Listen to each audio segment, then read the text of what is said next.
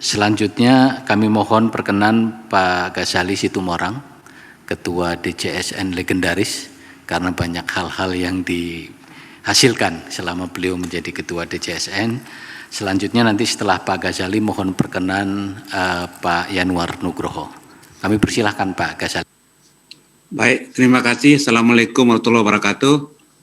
Pak Mundi, sebagai moderator yang saya hormati, Prof. Gufron, Dirut, BPJS Tenaga Kesehatan, BPJS Kesehatan, dan Pak Malil tadi juga ada.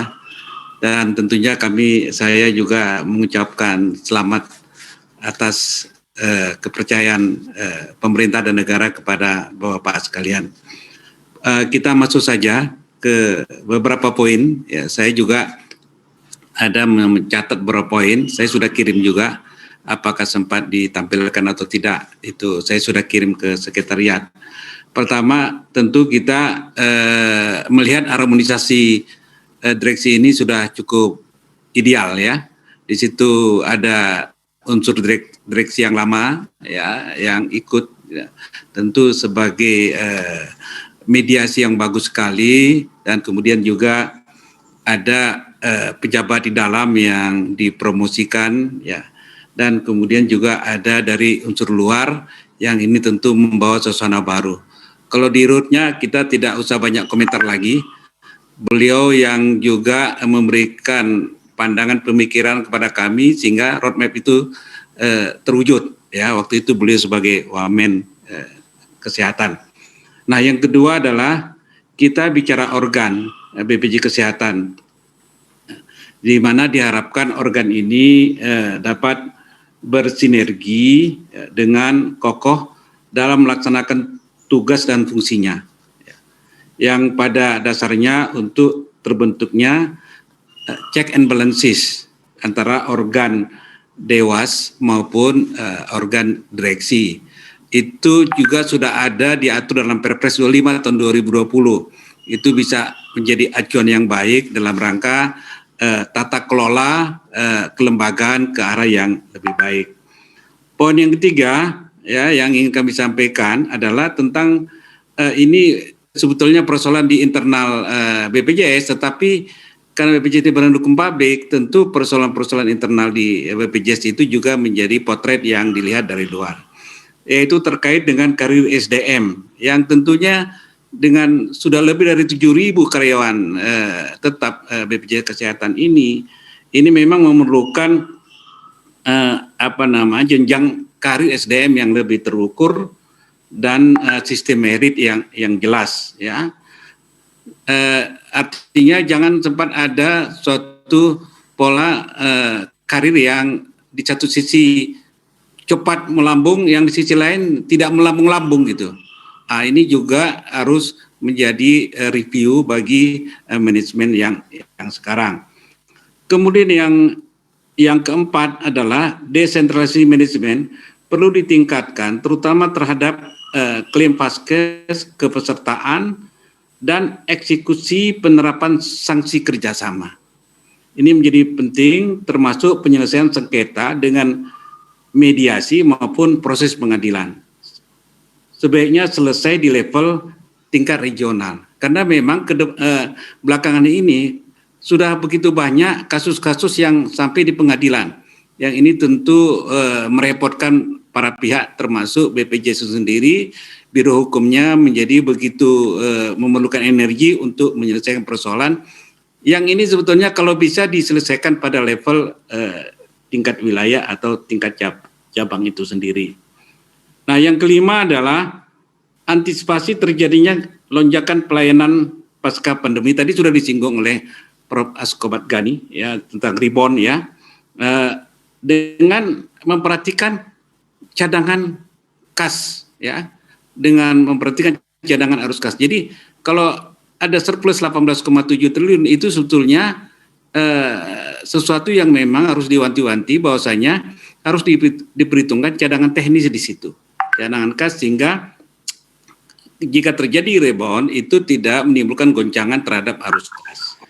Nah, yang keenam adalah perlunya review besarnya paket inasi WIJIS ya, ini yang menjadi persoalan laten yang terus-menerus sejak lahirnya BPJS Kesehatan ini, ya, yang belum pernah disesuaikan secara komprehensif. Penyelesaiannya itu adalah per kelompok jenis penyakit saja, sehingga ada yang merasa dirugikan, ada yang diuntungkan.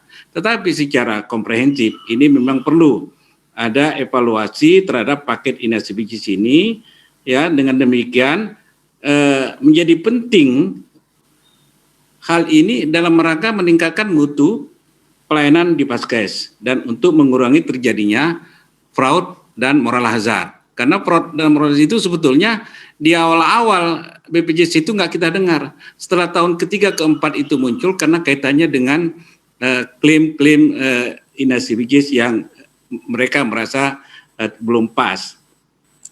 Yang ketujuh adalah, tolong diingatkan Pak Mundi kalau waktunya sudah mendekati, reposisi FKTP Puskesmas. Tadi juga sudah disinggung, saya lupa Prof. Olga atau siapa tadi, ya, mengenai reposisi FKTP Puskesmas dengan mengedepankan UKM. Jadi Puskesmas itu memang harus mengedepankan UKM, sedangkan fungsi yang berkaitan BPJS itu tentu lebih bersifat kepada UKP. Ya. Dengan demikian, BPJS didorong untuk membangun kerjasama lebih luas lagi dengan klinik-klinik sebagai FKTP. Tadi juga sudah singgung, agar pelayanan UKP berjalan maksimal sesuai dengan diagnosa 140 jenis penyakit yang sudah kita ketahui bersama. Dan oleh karena itu, ya, persoalannya adalah Puskesmas ini di bawah himpunan asosiasinya Adinkes. Bukan Asklin. Adinkes itu berarti ada proteksi dari kesehatan untuk agar semua kepesertaan bank, posisi Adinkes ini sebagai asosiasi Puskesmas ini perlu kita kaji untuk lihat sejauh mana bentuk kerjasama yang bisa dibangun. Kemudian berkaitan yang ke-8 adalah akreditasi atau credentialing rumah sakit dan puskesmas mengedepankan peran Kemenkes, bukan BPJS Kesehatan. Ya, jadi BPJS Kesehatan tidak perlu terlalu maju ikut aktif persoalan credentialing yang ini terjadi persoalan gesekan di lapangan. Ya, 1 sebab menit lagi, amanat Pak. Undang-Undang SDM sudah jelas menyatakan BPJS Kesehatan bekerja sama dengan Paskes yang sudah memenuhi syarat dan pihak yang menerbitkan izin dimaksud adalah tentu Kemenkes. Nah, berikutnya berkaitan dengan perlu dituntaskannya terkait hal-hal kompensasi pelayanan. Ini belum tadi ada yang menyinggung, saya lihat. Saya cermati dari awal tentang kompensasi pelayanan terutama di daerah-daerah terpencil, di remote area ini sekarang sudah banyak yang sampai di pengadilan soal kompensasi ini. Dan kemudian persoalan kelas perawatan tadi sudah disinggung, kelas standar harus diselesaikan tahun ini. Kalau kita lihat dari Perpres 64 itu, bahasanya tahun ini harus sudah ada konsep kelas standar. Soal surplus yang 18,7 triliun itu dikaitkan dengan kerugian aset yang masih ada 7 triliun. Ini juga perlu dijelaskan ke publik supaya publik tidak bingung kemana arahnya. Dan yang kemudian saatnya BPJS Kesehatan mengalokasikan cadangan teknis 5-10% ya, dalam suasana yang surplus ini supaya nanti ke depan BPJS Kesehatan tidak mengalami kesulitan dana. Dan kemudian yang terakhir adalah membangun 3 pilar ya, organisasi yang kokoh yaitu Dewas, Direksi dan DJSN untuk menyelesaikan persoalan yang terkait dengan kelembagaan lainnya, baik pemerintah maupun di luar pemerintah. Saya pikir ini poin penting, secara lengkap kami sudah kirimkan untuk masukan kepada teman-teman di BPJS Kesehatan. Terima kasih. Assalamualaikum warahmatullahi wabarakatuh. Waalaikumsalam warahmatullahi wabarakatuh. Terima kasih sekali Pak Ghazali poin-poinnya dan sudah kita terima poin-poin tersebut secara tertulis.